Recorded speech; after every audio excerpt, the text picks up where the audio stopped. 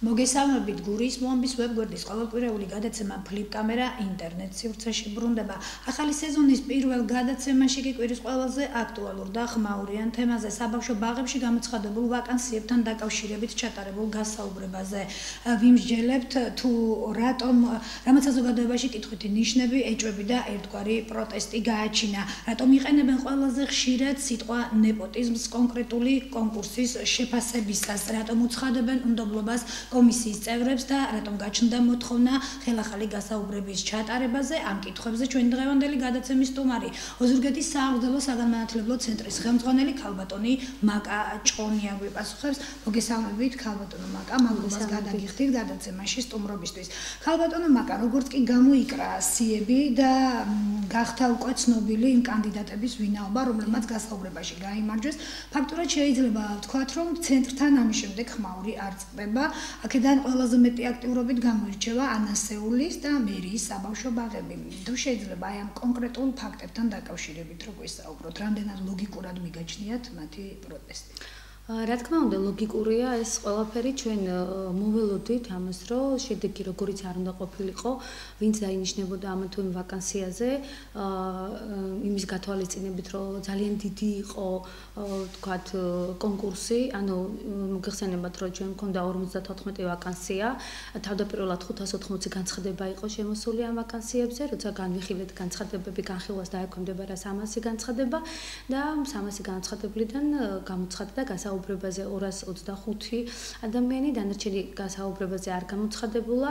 ჩვენ მქონდა ესეთი ფაქტები, როდესაც მაგალითად ერთ საბავშვო ბაღში იხსნებოდა ერთი საამსრთელო ჯგუფი და შესაბამისად 3 ვაკანსია იყო, ერთი ვაკანსია იყო ამსრთელის თანაშემწის და 2 ამსრთელი მასწავლებლის და ამსრთელის თანაშემწის ვაკანსიაზე ფაქტურად მოდიოდა ერთი სოფლიდან 28 ადამიანის განცხადება იყო დაწერილი. შესაბამისად ერთი დასაქმდებოდა 27 ვერ დასაქმდებოდა. აქედან გამომდინარე, რა თქმა უნდა, ეს ლოგიკურია, რომ არიან ადამიანები განაწყენებულები, რომლებიც ვერ დასაქმდნენ, ვერ მოხდნენ ამ ეტაპზე, ვერ შეირჩენ საბავშვო ბაღში. მაგრამ მე როდესაც სიტყვა ლოგიკური ვახსენე, აქ სწორედ ის ვიგულისხმე, რომ პროტესტი რამდენად ლოგიკურია ამ ადამიანების მხრიდან, თქვენი აი ამ გასაუბრების ჯგუფის წევრების მისამართით, როდესაც ეს ადამიანები ამბობენ იმას, რომ მათ აქვთ კვალიფიკაცია შესაბამისი გამოცდილება, წლობით მუშაობდნენ საბავშვო ბაღებში, მაგრამ იქ არ მოხდა ამ ადამიანების მსგავსი კატეგორიის მიმართ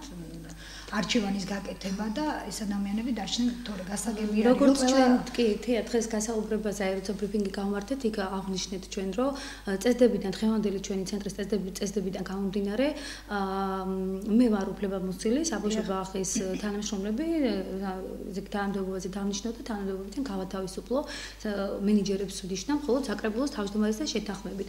აი რადგან იყო ასეთი დიდი დაინტერესება, ამიტომ მიმართეთ ჩვენ საკრებულოს დახმარებისათვის, რადგან ჩვენ ამ ეტაპზე არ ვიყავით უფლებამოსილები, რომ ჩაგვეტარებინა კონკურსი ტესტირება, შესაბამისად არ ქონდა დებულება, თუმცა შემუშავებული გვაქვს დებულება სამომავლოდ, როგორ უნდა ვიმუშაოთ. ამიტომ აქ წესების დარღვევაზე საუბარი არ შეიძლება რომ იყოს. ჩვენ საკრებულოდან მოვიდნენ წარმომადგენლები, რომლებიც აკვირდებოდა ამ პროცესებს. საკმაოდ ისეთი კვალიფიციური და გამოცდილი ადამიანები ცენტრიდან იყვნენ წარმომადგენლები, მოწვეული ყავდა თბილისიდან სპეციალისტი, სკოლამდელი დარგის სპეციალისტი, ფსიქოლოგი, ისე რომ 9 ადამიანი აკვირდებოდა ამ პროცესს, შესარჩევ პროცესს, გასაუბრებას. და მინდა გითხრათ, რომ ყველა შერჩეული თანამშრომელი 53 ადამიანზე მაგ ამ შემთხვევაში საუბარი იყო აი ერთხმად მოწონებული და შერჩეული ამა თუ იმ ვაკანსიაზე.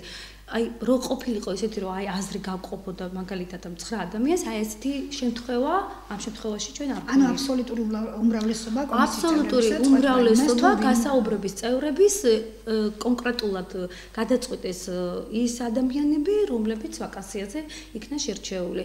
ჩვენთან იყო ძალიან ისეთი მოთხოვნები, რომ ძალიან მარტივი, რომ ვთქვათ, სკოლამდელი დაწესებულებაში მუშაობდნენ, რა იყო სკოლამდელი დაწესებულება, რატომ უნდათ საბავშვო ბაღში მუშაობის დაწყება უმეტესობა შემიძლია თქვა რომ 80%-ზე მეტი თავარი პრიორიტეტი მათთვის იყო ის რომ მათ უნდათ სამსახური და მათ უნდათ ხელფასი, იყვნენ სოციალურად დაუცველი ოჯახები, იყვნენ თქვა მრავალშვილიანი ოჯახები, იყვნენ ადამიანები რომლებსაც ყავდათ თქვა ავადმყოფების სახლში მისახედი და აქედან გამომდინარე უნდათ საბავშვო ბაღში მუშაობა. გასაგები არის სამსახურის მაძიებელი ადამიანი ყოველთვის ფიქრობს იმაზე, როდესაც აქვს პრობლემა დაუშვათ ოჯახს ფინანსური, რომ მან აი ამ სამსახურიდან შემდეგ მიიღოს ეს ფინანსები ოჯახის უზრუნველყოფისთვის. მაგრამ მე გეკითხებით იმ კატეგორიაზე, რომლებსაც აი კონკრეტულად მაგალითად ანასეულის ბაღზე რო ვისაუბროთ, არის ქალბატონი ხათუნა სურგულაძე, რომელიც ამბობს, რომ აქვს უმაღლესი განათლებაც, აქვს გამოცდილება პედაგოგიურ საქმიანობაში, მაგრამ ის აპროტესტებს ფაქტს, როდესაც მას უარი ეთქვა ამაზე და აქ კიდე ერთი ფაქტორი არის ექთანი, რომელიც ხელს აწერდა მენიუებს და აი ეს ექთანი დაწინაურდა, როცა დანარჩენი სამი ხელმომწერი ამ მენიუზე იქნა გათავისუფლებული. გეტყვით ამ ფაქტთან დაკავშირებით, ანასეულის საბავშვო ბაღში გასაუბრებაზე მენეჯერის ვაკანსიაზე მოვიდა 3 ადამიანი. ეს გახდათ ხათუნა სურგულაძე, მაია სიხარულიძე და ფიქრია თავარდქილაძე, ანუ ეს მომქვენდი ექთანი ბაღის, რომელზეც თქვენ საუბრობთ. გასაუბრების დროს გასაუბრების წევრებმა ყველამ ერთხმად გადაწყვიტა, რომ ბაღის მენეჯერი იქნებოდა ფიქრია თავარდქილაძე. აქ ერთსაც აღნიშნა, რომ წესდებიდან გამომდინარე მენეჯერად ინიშნება საბავშვო ბაღში ადამიანი, რომელსაც აქვს უმაღლესი განათლება, ან შესაბამისი სპეციალური განათლება და სამუშაო გამოცდილება 3 წლის, მაგრამ რა თქმა უნდა, ჩვენთვის პრიორიტეტი არის ის, რომ თქვა სამუშაო გამოცდილება აქვს საბავშვო ბაღში, ან მაგალითად საგანმანათლებლო დაწესებულებაში, თუნდაც სკოლაში. ამ შემთხვევაში თქვათ ხათუნა სურგულაძის თქვათ კანდიდატურა არ იქნა შერჩეული, გასაუბრების წევრებს ჰქონდა ყოველას ერთი აზრი, მე აღვნიშნე რომ ხათუნა ერკვეოდა თქვათ ზეპირად ბაღის თქვათ სტრუქტურაში, მაგრამ თქვათ мотиваცია საბავშვო ბაღის მუშაობის თქვათ აი კონფლიქტურ სიტუაციაში თქვათ როგორ უნდა მოქცეულიყო, როდესაც შეეკითხა მოწვეულმა სტუმარმა და როდესაც სუსტ მხარეებზე კითხა, მაშინ ქალბატონო ხათუნამ აღნიშნა, რომ ის იყო აფექტური ადამიანი და ამის შესახებ ეს მიუხედავად იმისა, რომ კონფლიქტურ სიტუაციაში აფექტურობა ეს უფრო ქალბატონმა ძალიან ბევრი ადამიანი მოგმართავს, თქვენ ახავდით ალბათ გაზეთშიც იწერება ამის შესახებ, იდება ვიდეოებიც ვებგვერდზე. მე ის მაგალითზეც რო გითხრათ, რომ ძალიან ბევრი ადამიანი ამბობს, ახსენებს სიტყვა ნეპოტიზმს და ამბობენ, რომ აი ეს იგივე განმეორდა, რაც წლების განმავლობაში ხდებოდა, რომ აქ ნათესაობით, ახლობლობით, ნაცნობობით მოხდა კადრების შერჩევა და უფრო მეტიც. წინასწარვე გარკვეული იყო იმ ადამიანების სია, ვინც უნდა დანიშნულიყვნენ შემდეგ აი ამ გამოცხადებულ ვაკანსიებზე. თია, თუ შეიძლება მე არ მიპასუხია წეგან ფიქრია თავარდქილაძეზე, რომელიც ექთანი და მენიუსთან დაკავშირებით და ამ კითხვასაც გავცემ პასუხს. რაც შეეხება ფიქრია თავარდქილაძეს, თქვათ ის რომ იყო ექთანი, მას აქვს უმაღლესი განათლებაც, მაგრამ მუშაობდა 3 წლის განმავლობაში ამ ბაღში ექთნად.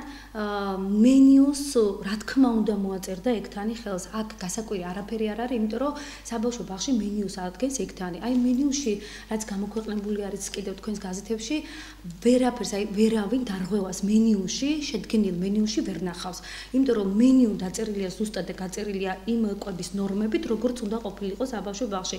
აქ არ იყო ამ დარღვევაზე, მენიუს დარღვევაზე არ იყო საუბარი, აქ დარღვევაზე იყო საუბარი საწყობის წიგნის არასწორად წარმოებაზე, ანუ პროდუქტების ხარჯვა არ ედრებოდა საწყობის წიგნის. ამ შემთხვევაში გამოირიცხება, იმიტომ რომ ექთანი საერთოდ საწყობის წიგნზე და ამაზე მხოლოდ მენიუს სწორად დაწერაზე და მენიუ აბსოლუტურად სწორად იყო დაწერილი. აი რაც შეეხება კითხვას, მეორე კითხვას, ეხლა მე არაერთხელ აღვნიშნე ეს, რომ რატომაც არა, თქვათ, ადამიანი, თქვათ, თუ აქვს შესაბამისი ცენზი, განათლება, აქვს შესაბამისი რესურსი, აქვს мотиваცია, კარგი და თქვათ, არის ვიღაცის ნათესავი, ახლობელი ან თუნდაც კლასელი, რატომ შეიძლება რომ რატომ არ უნდა დავნიშნოთ ის ამა თუ იმ თანამდებობაზე? არ მიმეჩნია მე სწორად თქვათ, რომ ეხლა ჩვენ პატარა რაიონია და აქ ყველას ნათესავია, ყველას ახლობელი და ყველა შეიძლება ვიღაცის კლასელი იყოს და თუმცა როდესაც ამ ადამიანებთან მსგავსი ტიპის საუბარი მიდის, ისინი ყოველთვის ამბობენ, რომ რატომღაც ძალიან ბევრი აღმოჩნდა ამ სიებში ასეთი ადამიანები, რომელიც ვიღაცის ახლობელი, ვიღაცის ნათესავი და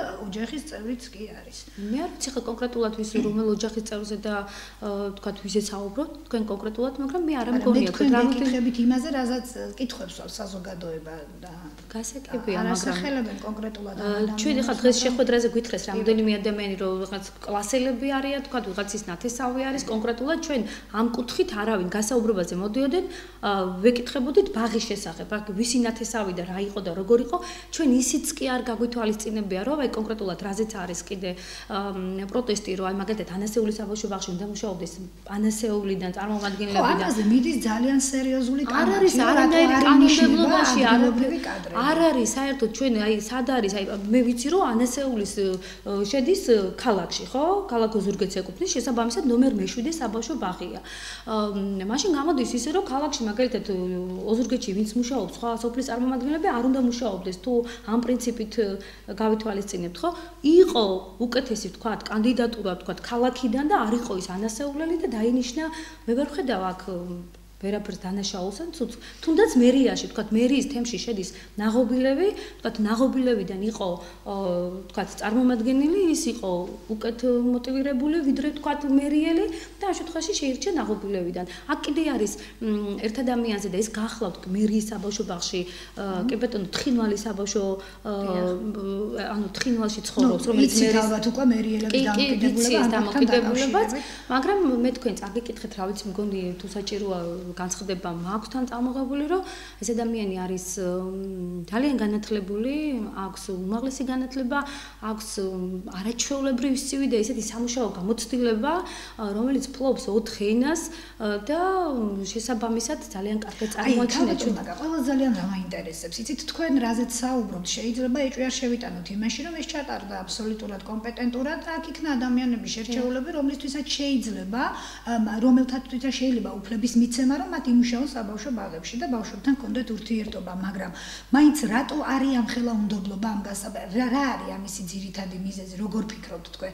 გასაგები არის რომ დამარცხებული კანდიდატი ყოველთვის შეეცდება რომ მან რაღაცა იმგვარი პროტესტის სახით გამოხატოს, მაგრამ ალბათ იქნებოდა იმ გასაუბრების დროს ისეთი კანდიდატებიც, რომლებიც შეიძლება ძალიან კარგად აჩვენეს თავის შესაძლებლობები, მაგრამ ვაკანსია იყო ძალიან ცოტა და აქედან გამომდინარე. იყო ძალიან კი ჩვენ მქონდა მაგალითად რამდენიმე და ადამიანებს გაუჩნდა იმის არის იყო მომზადებული აქვს შესაბამისი ცოდნა, აქვს შესაბამისი გამოცდილება, მაგრამ ვერ მოხდა. კი, ჩვენ გასაუბრების დროს მაგალითად როცა ვთქვათ წარმოაჩინა, ვთქვათ ადამიანმა თავი და რაღაც გარკვეული იყო საბავშვო ბაღის სტრუქტურაში და მუშაობაში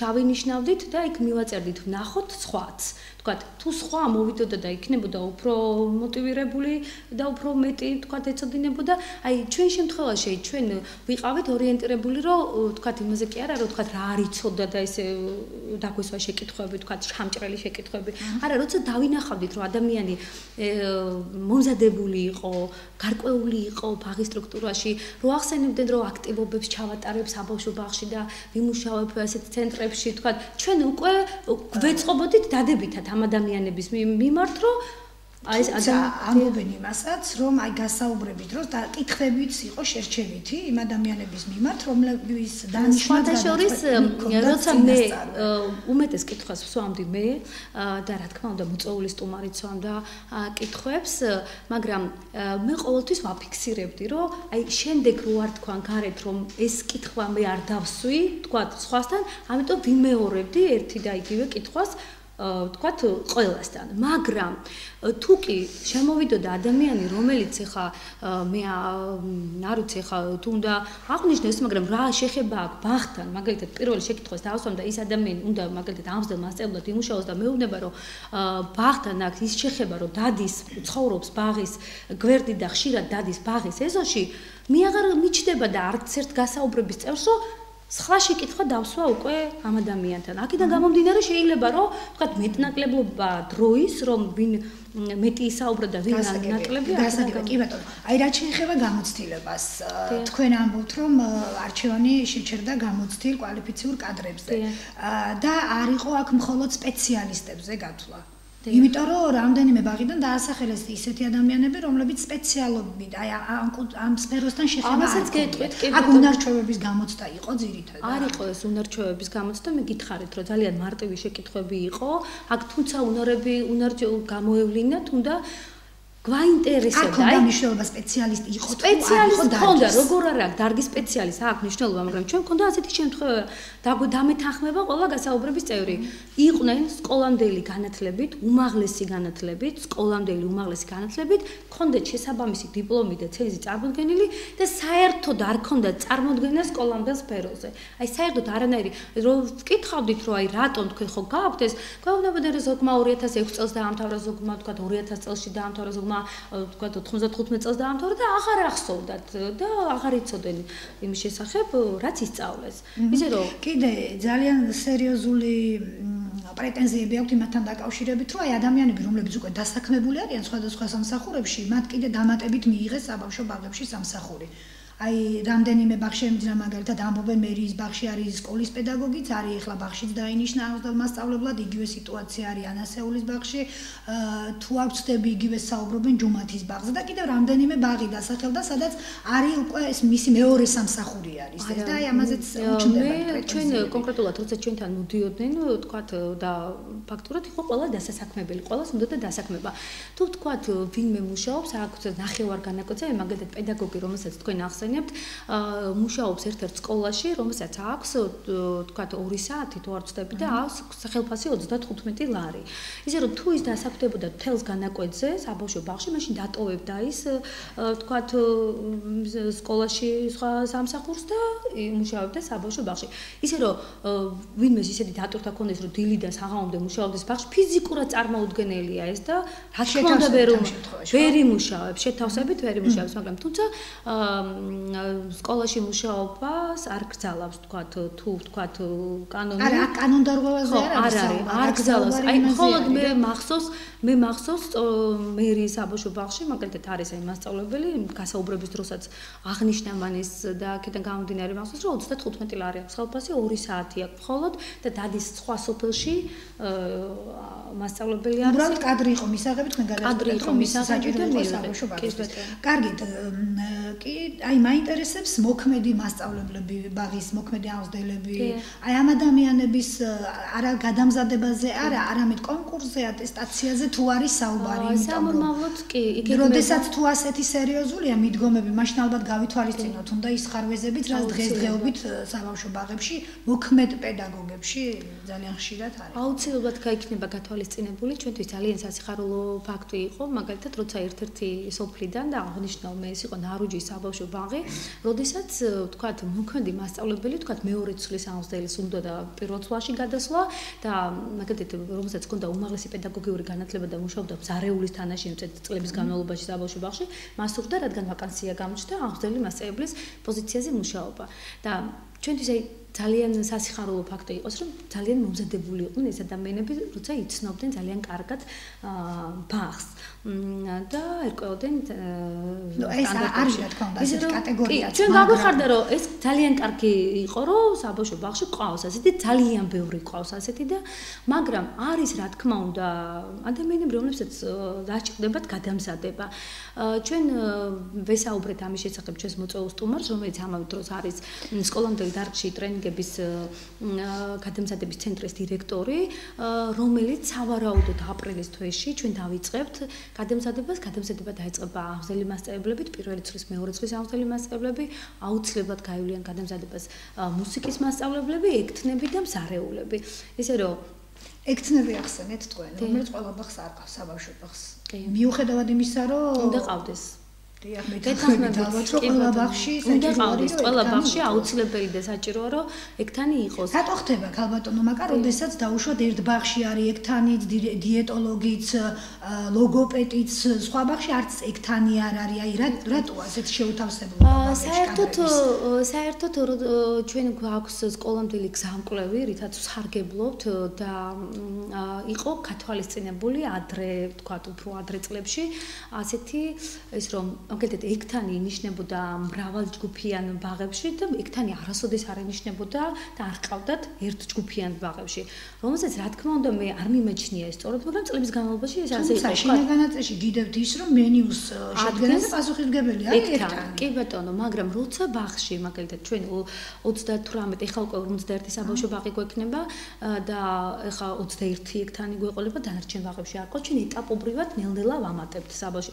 ჩვენ 2010 წელს სამ ბაღში იყო მხოლოდ ექთანი და 3 ექთანი დაგვხვდა, ისე რომ დავამატეთ ეტაპობრივად ვამატებთ და თქვათ ექთნის ფუნქციებს სოფლის ბაღებში სადაც არ ყავს ექთნები, აქ ამბულატორიები ემსახურება საბავშვო ბაღებს და რაც შეეხება მენიუს წერა, სადაც არ არის თქვათ ექთანი, ამ შემთხვევაში ჩვენ ისიც გვაქვს მითითებული შინაგანაწილში, რომ ბაღში სადაც არ არის ექთანი, მენიუს დაწერს მნე. აი ხა ბოლო კითხვა იქნება რახან ჩვენი საეთერო დრო იწურება. ძალიან სერიოზული პრობლემები გაქვთ ანასეულთან, ისევ ამ ანასეულის და მერიის ირგვლივ ტრიალებ, აი ამ ადამიანები, რომლებიც მოითხოვენ ხელახალ გასაუბრებას, რომლებიც ამბობენ, რომ სხვა შემთხვევაში არ მისცემენ არავის შესაძლებლობას, რომ ბავშვებს მიიყვანენ. ერთგვარი პროტესტი აქვთ ამ ადამიანებს. გასაგებია ხო პროტესტის გრძნობა აქვს? ანუ ამ შემთხვევაში რას აპირებთ თქვენ? უნდა გააკეთოთ. საბავშვო ბაღი, ვემზადებით ახლა რომ ანასეულში უკვე დამთავრდა სარემონტო სამუშაოები, ჩვენ ვემზადებით უნდა დალაგდეს საბავშვო ბაღი, ინვენტარი შევიტანოთ, მოვემზადოთ სასწავლო სამღვდელო პროცესის დაწყებისათვის, ისე რომ სასწავლო სამღვდელო პროცესის დაწყებას ხელი არავინმა არ უნდა შეუშალოს. და უბრალოდ ამ ადამიანებს დავაჯერებთ, რომ ეს პროტესტი იყო არალოგიკური, უსაფუძვლო და არ ვიცი, რამდენად დაიჯერებენ, უნდა დაიჯერონ, რომ ის იყო უსაფუძვლო. თქვენც იცით, რომ როდესაც ჩემთან იყვნენ ანასეულიდან წარმომადგენლები, მოითხოვდნენ ისინი, რომ ანასეულის ბაღის გამგე, დამეთანხმებით ალბათ თქვენც იქ იყავით თია, რომ უნდა არჩევნების გზით რომ ავირჩიოთ, ასე რომ ეს ისეთ რაღაცებს ითხოვენ წარმოუდგენელია, არ იქნება ეს გათვალისწინებული, ხო? არჩევნების გზით დავნიშნოთ ანასეულის საბავშვო ბაღში, თქვათ, მენეჯერი. და კიდე ერთი კითხვა მასთან დაკავშირებით, ყოველთვის არის პრობლემა ზაფხულის არდადეგებთან დაკავშირებით, ბაღებში, რომელიც ფაქტიურად მიბმული არის სკოლებზე და როცა სკოლა ასრულებს სასწავლო პროცესს, მაშინ სრულდება საბავშვო ბაღებში. რაც პრინციპში დასაქმებულ მშობლებში ხელს უშლის. ხო, რა თქმა უნდა, აი ამ მხრივ თუ გადაიხილება ამ სიტუაციას და თუ შეიცვლება რამე. ჩვენ ძალიან გვიდა, რომ ერთი ქალაქში მაინც ერთი სეზონური ბაღი, ერთი ჯგუფის, იმიტომ რომ მთელი დატვირთვით მაინც არავინ არ მოვა საბავშვო ბაღში, რომ მთელი ზაფხული ფუნქციონირებდეს საბავშვო ბაღები. ჩვენ ვფიქრობთ, რომ წელს თქვათ ერთი ჯგუფი, რომელიმე ქალაქის ბაღში, ან თუ თქვათ იქნება საჭიროება ორი ჯგუფი, ფუნქციონირებდეს ზაფხულში სეზონური ზაფხულის ბაღი. ძალიან დიდი მადლობა წარმატებებს. მე ჩემს მაყურებელს შევახსენებ, რომ ეს გახდათ გურიის მომბის ვებგვერდის გადაცემა ფლიპ კამერა. მე მომავალ გადაცემამდე გემშვიდობებით, კარგად გრძნობოდეთ, ნახვამდის.